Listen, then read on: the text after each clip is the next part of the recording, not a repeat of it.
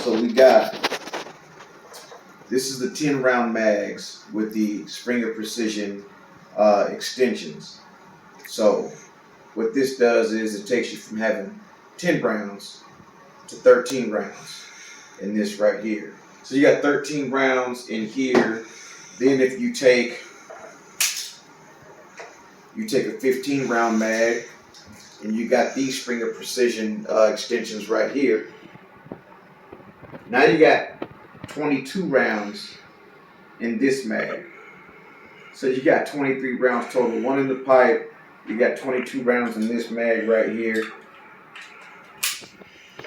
Fits just like that. Functions properly. Shot it, make sure it functioned great.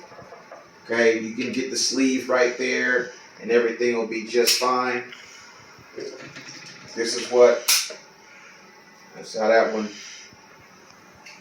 That's how that one looks.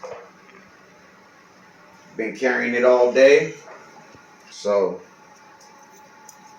Springfield XDM 3.8 10mm Springer Precision magazine base plates.